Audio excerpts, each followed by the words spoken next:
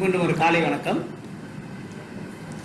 And we want to explain to you some, this is a science and reason talk. Hang on with us. We want to explain to you what's happening. So the frontline doctors in USA from many states, they have formed associations because there's a right for every doctor to be able to use the to be able to prescribe what they think is good and right for their patients. But hydroxychloroquine was blocked. So many frontline doctors who had good experience with hydroxychloroquine came to the Supreme Court premises and held a kind of press interview. So the background is that hydroxychloroquine has been used again and again long term for patients with rheumatoid arthritis and systemic lupus erythematosus. Yes. மீண்டும் ஒரு காலை வணக்கம். நாங்கள் இப்பொழுது இது ஒரு விஞ்ஞானம் காரணம் சம்பந்தமான ஒரு பேச்சு. நாங்கள் இப்போ பார்த்தோமானால் புதிதாக என்ன நடைபெறுகிறது சொன்னால் இந்த கோவிட் முறைமையில் நீங்கள் பார்த்திருப்பீர்கள், ஐக்கிய அமெரிக்க நாட்டில் அநேக வைத்திய சங்கங்கள் ஒன்று சேர்ந்து அவர்கள் இந்த ஹைட்ராக்சிக்ளோரோகுயினை பற்றினதான சான்றுகளை பகிர்ந்து அவருடைய உயர் நீதிமன்றத்தின் முன்பதாக ஒரு பேச்சை நடத்தியிருந்தார்கள். ஒரு கிட்டமிட்டதான ஒரு பிரஸ் கான்ஃபரன்ஸ் மாதிரியான ஒரு பேச்சு. அது ஹைட்ராக்சிக்ளோரோகுயினுடைய நன்மையை விட்டு அது சரியான ஒரு மருந்து என்று சொல்லி அவர்கள் கூறியிருந்தார்கள்.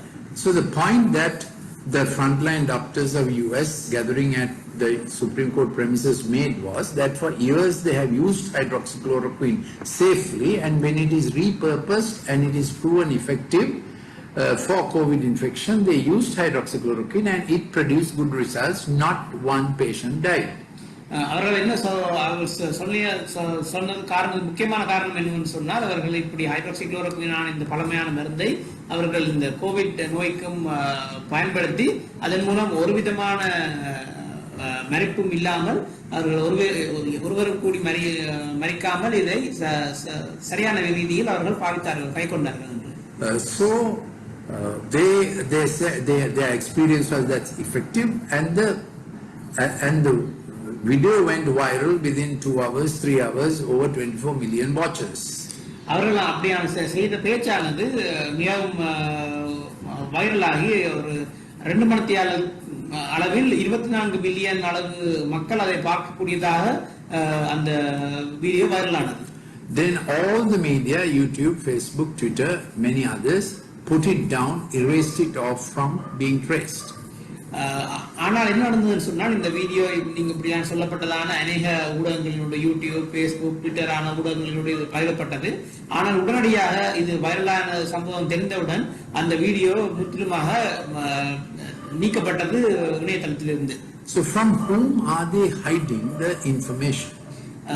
இப்படி எழுதுறான கேள்வி வந்து இந்த மாதிரியான ஒரு இந்த விடயத்தை, இந்த செய்தியை யாரிடமிருந்து மறைக்கிறார்கள் சொல்லி. The last study to prove the efficacy of hydroxychloroquine was the Henry Ford Health System study that showed that hydroxychloroquine cut death rate by half. கடைசியாக நடைபெற்ற பரிசோதனையானது, உத்தியோகபூர்வமான பரிசோதனையானது ஹென்ரி ஃபோர்ட் ஹெல்த் சிஸ்டம் சொல்லப்படாத நிறுவனத்தினால் செய்யப்பட்டதான ஒரு பரிசோதனை. அதன் விளைவு என்னவென்று சொன்னால், முடிவு என்னவென்று சொன்னால், மறைப்பு வீதத்தை அது 150 குறைத்தது. This video would have been useful for doctors to understand it is effective. So whom are they hiding their information from? Other doctors who will prescribe, because nobody can get hydroxychloroquine without a prescription.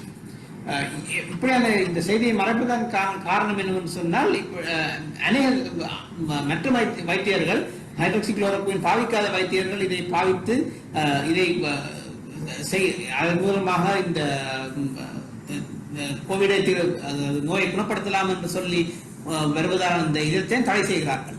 So the good effect is that many people who did not believe that there's a huge plan going on to disqualify hydroxychloroquine now realize that there is a problem with the fake media. அநேகர் இந்த ஹைட்ராக்சிக்ளோரோகுயின் மருந்தை முற்றிலுமாக நிராகரித்திருந்தார்கள். இப்பொழுது இதன் இப்படியான இந்த காரணத்தின் வெளிச்சத்தில் இவர்கள் பார்க்கிறார்கள், உண்மையிலேயே இது ஒரு வேலை செய்யக்கூடிய மருந்து தான், ஆனால் சொல்லி ஒரு கேள்வி ஒன்று எழுதுகிறது. The bad thing is that we wonder how much more fake media will be cooking up or hiding depending on which side of a debate they are on.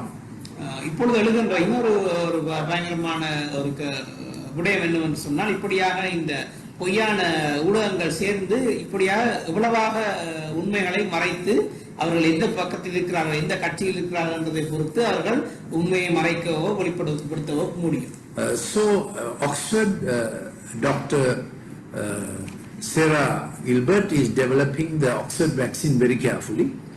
Oxford பல்கலைக்கழகத்தில் சொல்லப்பட்டதான வைத்தியரானவர் அந்த தடுப்பு மருந்தை அவர் தயாரித்து வருகின்றார். And she is looking for T-cell response, cellular response for immunity.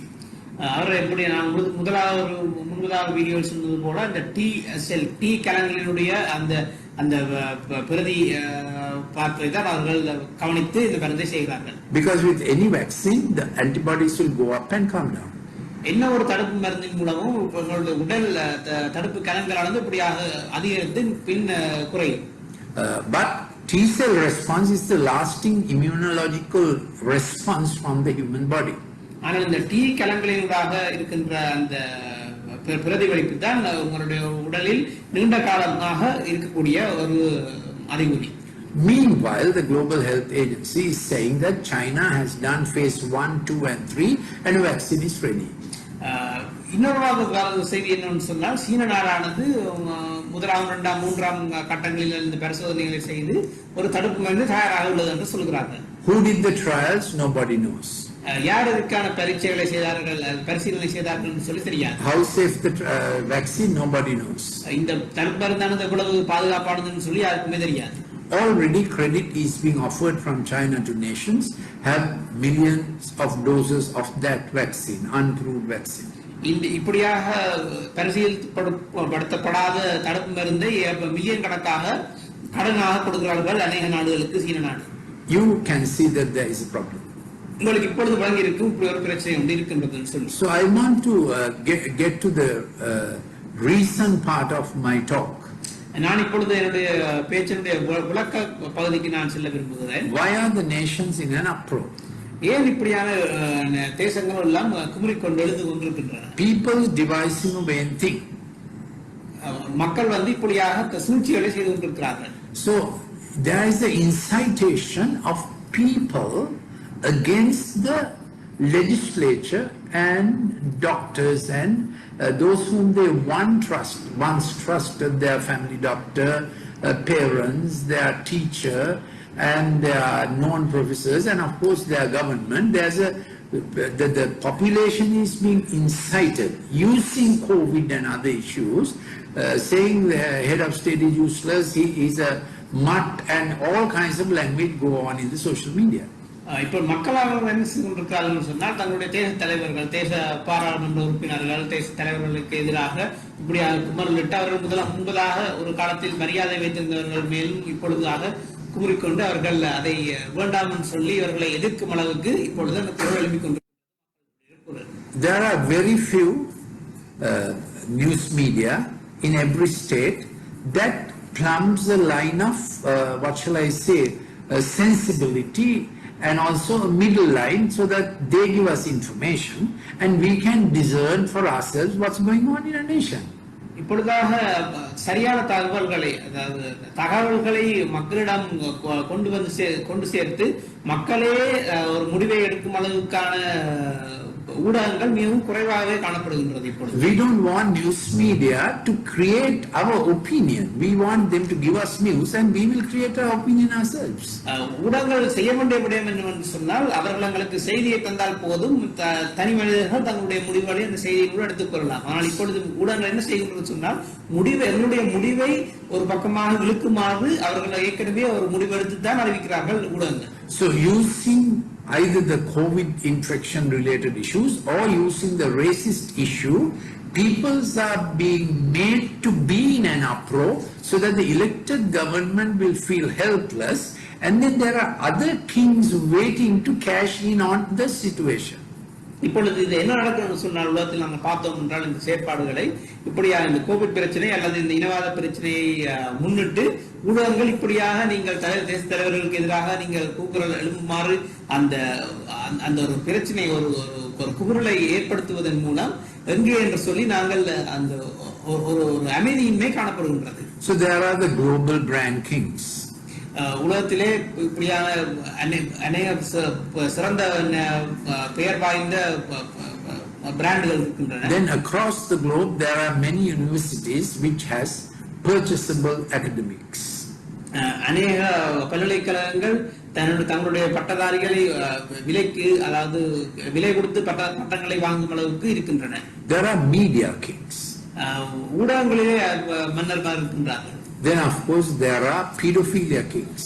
இப்படியான சிறுவர் துஷ்பிரயோகத்தினுடைய தலைவர்களும் இருக்கின்றார்கள். And kings, economic kings who run an alternative economy with underworld activity and twice the money that goes through legal government budgets, twice that amount goes through illegal avenues. பொருளாதார இப்படியான தலைவர்களும் இருக்கின்றார்கள். அவர்கள் என்ன செய்வாங்க, இப்படி நீதியற்ற முறையிலே புலமையான முறையிலே இந்த பொருளாதாரத்தை செயற்படுத்துவதன் மூலம் சாதாரணமாக நீதியான முறையிலே பிறப்பிக்கக்கூடிய நிதியினுடைய இருமடங்கான நிதியை அவர்கள் பிறப்பிக்கிறார்கள். ஆனால் அது சட்டத்துக்கு முறைமையான முறையில். So while the head of state is caricaturized and criticized, everything has been already done to make the government ineffective. இது இந்த மாதிரி செய்தியால் என்ன சொல்லுகின்றன சொன்னால், இப்பொழுது தேச தலைவர்களை குற்றம் சாட்டுகிறார்கள். ஆனால் ஏற்கனவே அந்த நாடுகளில் உள்ள முறைமைகள் அவர்களை அந்த அந்த செயற்பாடுகள் இலக்கு ரீதியிலே இருக்கின்றன. If in a family father becomes addictive, aggressive, alcoholic, absent, abdicating, outsiders will invade. ஒரு வீட்டினுடைய அமைப்பிலே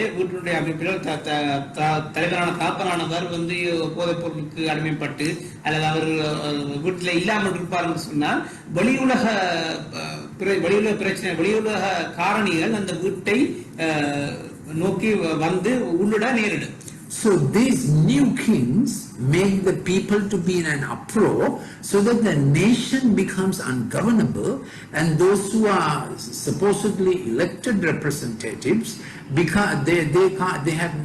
can't hold it together, because such criticism seemingly valid is created, aroused, and the uproar is created so that a revolution has to come.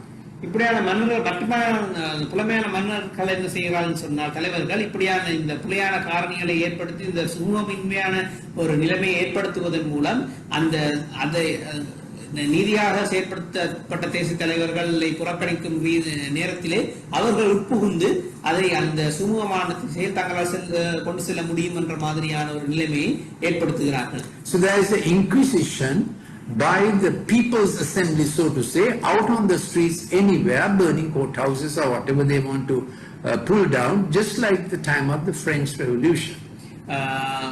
France நாட்டு இந்த ரெவல்யூஷனில் நடந்தது போல இப்பொழுது நீங்க பார்த்தீர்கள் என்று சொன்னால், மக்கள் தயாராயிருக்கின்றார்கள் எந்த ஒரு இடத்திலும் கூடி என்ன ஒரு பாதிப்பையும் ஏற்படுத்தி எந்த ஒரு மாதிரி கட்டடத்தையும் அவர்கள் தலை இறக்கி அவர்களுக்கு செயற்படுத்தக்கூடிய மாதிரி தயாராக இருக்கின்றார்கள். And just like the time in other communist revolutions. அப்படியான பிரெஞ்சு ரெவல்யூஷன் மட்டுமின்றி வேற சமூக ரீதியான இந்த புரட்சிகளிலும் நீங்கள் இப்படியான காரணங்களை கண்டிருக்கலாம். I am not saying those heads of state that were deposed by a revolution were good. நான் சொல்ல வரவில்லை அப்படியான புரட்சிகளால் நீக்கப்பட்ட தலைவர்கள் நல்ல தலைவர்கள் என்று நான் சொல்லவில்லை. I am saying understand the process that the world's nations are being moved into, that some others want to take economic power and therefore some political power. That's what's happening. இந்த சுமூகமின்மையான நிலையில், அதாவது இந்த சமாதானமின்மையான நிலைமையில் என்ன செய்கிறான்னு சொன்னால், இப்படியான வேறு பலமான சக்திகள் தங்களுடைய அந்த நிலைமையை தாங்கள் கைப்பற்றுமாறு செயற்பட்டுக் கொண்டிருக்கிறார்கள். So the people are made to say, let us tear their fetters apart and cast away their cords from us. இப்படியாக இந்த மனிதர்கள் என்ன செய்கிறார்கள் சொன்னால் அவர்கள் இப்படியான புரட்சி ரீதியாக நாங்கள் எல்லாவற்றையும் கிழித்தறிந்து நாங்கள் எங்களுக்கு தேவையானவற்றை செய்வோம் என்ற மாதிரியான குரல் எழுப்பிக் கொண்டிருக்கிறார்கள். Human life happens on covenants. மனித வாழ்க்கையானது கவனன்ஸ், அதாவது ஒரு bonds and relationships. உடன்படிக்கையின் மேலால் தான் கட்டப்பட்டிருக்கின்றது. Bonds and relationships. இப்படியான அதாவது உறவுகள், நட்புகள். So there's every pressure to violate the first covenant of marriage between man and woman. உடன்படிக்கை, அதாவது ஒரு மனிதனுக்கும் ஒரு மனுஷிக்குமான திருமண உடன்படிக்கையை உடைப்பதுதான் இதனுடைய முதலாவது நோக்கம். Therefore, family is under severe attack.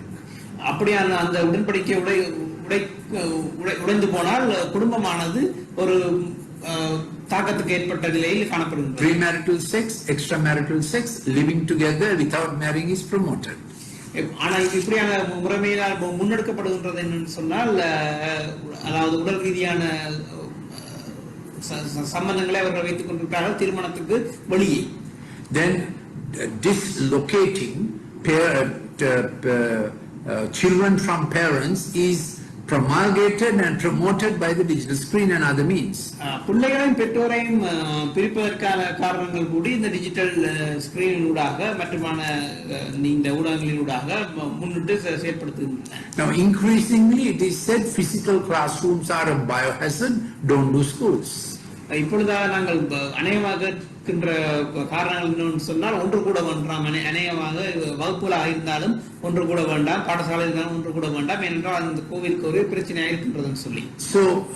So the scheme is to break up the shepherdly connected, authentic and relationships where you give account to someone else. That's broken up. இப்படியாக ஒரு ஆசிரியர் மாணவருக்கு இடையிலான தொடர்பு இதன் மூலமாக துண்டிக்கப்படுகின்றது. ஆகவே அவர்கள் இதை சரிவர செய்கிறார்களா சரிபார்ப்பதற்கான அந்த முறைமை இல்லாமல் போகின்றது. So we are growing like people like the rogue elephant, not belonging in any cluster. நாங்கள் இப்பொழுது வளர்ந்து கொண்டிருக்கிற முறைமையான என்னன்னு சொன்னால், ஒரு கூட்டத்திலுமே நாங்கள் சேராத ஒரு தனித்துவமான ஒரு நபரை போன்று நாங்கள் வளர்ந்து கொண்டிருக்கின்றோம். So the work field is also dismantled to dismantle human relationships, and you just work from wherever you switch work. There's no career faithfulness. No, nothing like that. Faithfulness is not there. Break the fetter. They think covenants are fetters. அவர்கள் நினைக்கிறார்கள் உடன்படிக்கையானது இப்படி என்னவாண்டு உடைக்க முடியுமானது, இப்ப நீண்ட காலமானது இல்லை, நீங்கள் குறுகிய காலமாக உங்களுக்கு முடியுமான நேரத்தில் நீங்கள் அதை உடைத்துக் கொண்டு வேலைத்தளம் கூட முன்பதாக நாங்கள் பார்த்தது போல ஒரே வேலைத்தளத்தில் இல்லாமல் நான் கொஞ்ச காலத்துக்கு தான் இங்கே இருக்கின்றேன், நான் இன்னும் கொஞ்சம் காலத்தில் நான் சென்று விடுவேன் என்று சொன்ன மாதிரியான நிலைவரங்கள் தான் காணப்படுகின்றது. And they say cast away their cords.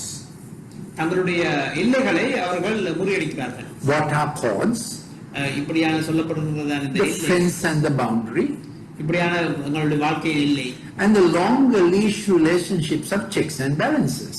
இப்படியான நீண்ட கயிறுகளின் மூலம் எங்களுடைய வாழ்க்கையை நாங்கள் பரிசீலித்து பார்ப்பது சரியான சொல்றதான கயிறுகள். Accountability and responsibility.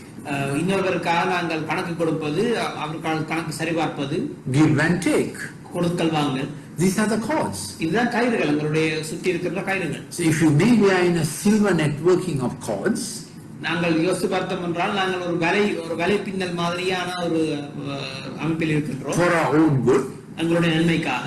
We call it the networking. நாங்கள் அதை ஒரு வலை பின்னல் என்று சொல்லுகிறோம். Family, குடும்பமானது, school, பாடசாலை, work, other societal relationships. அநேக மற்றமான சமூக தொடர்புகள். So these are safety nets. இது எல்லாமே ஒரு பாதுகாப்பு வலையாக இருக்கு. These are relational nets. இது ஒரு உறவு வலை. Without this, people will get isolated, depressed and commit suicide on their own. இப்படியான இந்த உறவுகள், இப்படியான கயிறுகள் இல்லாத காலகட்டத்தில் தனித்துவம் அடைந்து அவர்கள் தற்கொலை மட்டுமாக அந்த வழியில் கூட செல்கிறார்கள். Death from suicide was higher than death from COVID.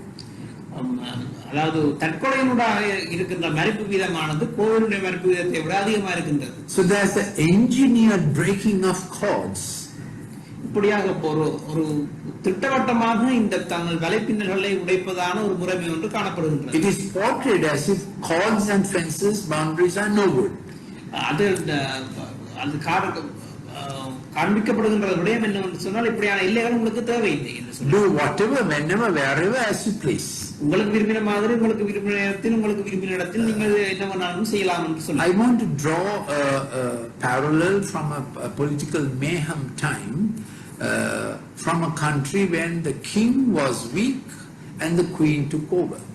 நான் இப்பொழுது ஒரு இன்னொரு கதையை சொல்ல விரும்புகின்றேன். சொன்னால் ஒரு நாட்டிலே ஒரு அரசனானவர் வலிமை குறைந்து காணப்படுகின்ற அந்த காலகட்டத்தில் அதை பயன்படுத்தி அந்த ராணியானவர் தன்னுடைய கையில் இந்த அரசாங்கத்தை எடுக்கின்றார். So what are the political structures you look at?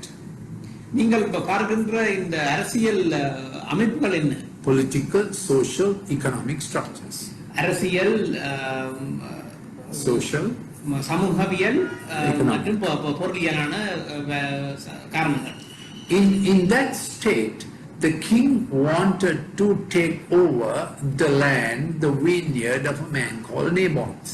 இந்த கதையில் என்னவென்று சொன்னால் இந்த அரசனானவர் நாபோத் என்று சொல்கிற ஒருவருடைய ஒரு காணியை அவர் கைப்பற்ற விரும்புகிறார். It was a family inheritance.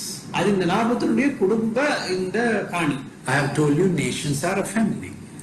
முன்பதாக சொல்லப்பட்டது போல நாடுகள் கூடி ஒரு குடும்பமாக இருக்கின்றது. Limited resources, உங்களுக்காக தரப்பட்ட enough resources, ஆனால் அந்த வளங்கள் போதுமான for each nation to live in dignity. சொந்த எல்லா நாடுகளும் தங்கள் வளங்களினோடு அவர்கள் வாழ முடியும். For each citizen to have enough to look after his own family. அந்த நாட்டில் உள்ள ஒவ்வொரு தனிநபருக்கும் தன்னுடைய குடும்பத்தை பார்த்துக் கொள்ளும் அளவுக்கு அந்த வளங்கள் போதுமானதாக இருக்கின்றது. So what has post-COVID economic rumble done? இந்த கோவிட்க்கு பின்பதான இந்த பொருளியல் காரணிகள் என்ன செய்திருக்கின்றன? The very rich, those who own companies and much wealth, they are wondering how to keep their position by extorting in whatever way they want to keep their profit margin.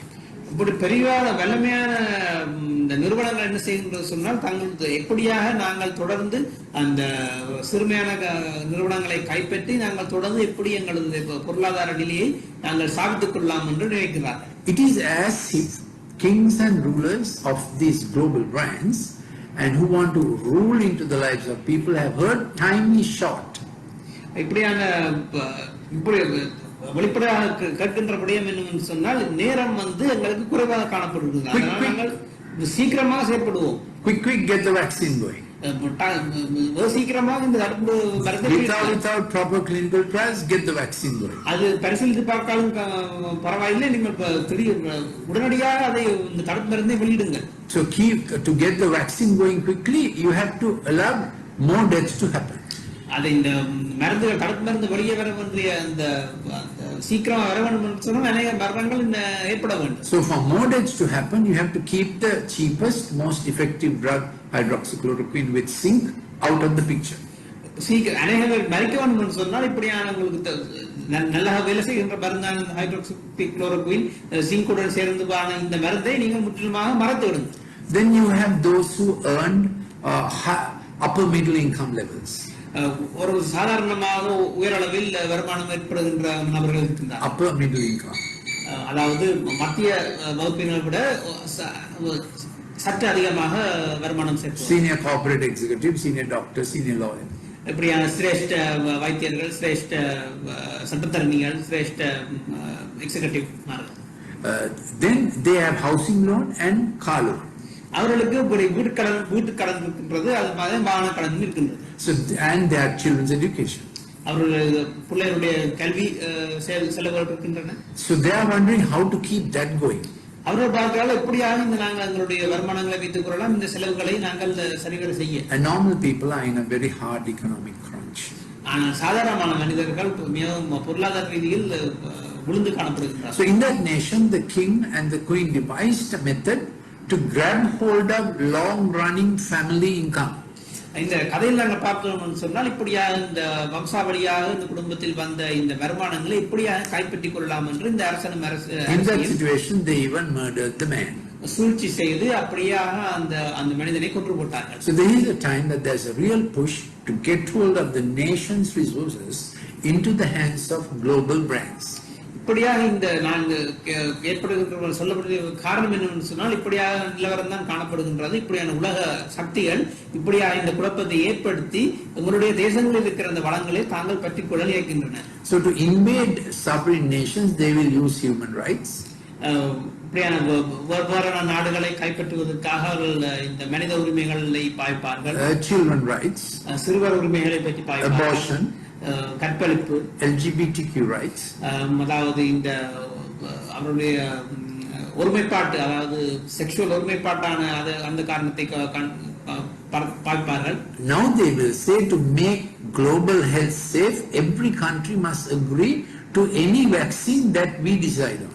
இப்பொழுது வெளியுறவு இன்னொரு காரணம் என்ன தள்ளப்படுகின்ற விடயம் என்னன்னு சொன்னால், இந்த தடுப்பு மருந்தை சரிவர பாய்க்க வேண்டும் என்று சொன்னால் உலக சக்தியினால் தள்ளப்படுகின்ற ஏதேனும் தடுப்பு மருந்தை நாங்கள் பாய்க்க வேண்டும் என்று சொல்லி. So if your country says, your country professionals say, look, we have managed COVID well, our death rate is very low, we have used hydroxychloroquine for treatment and for prophylaxis, we don't need a vaccine here, they will say, no, you are a global health in your country unless you get everybody vaccinated.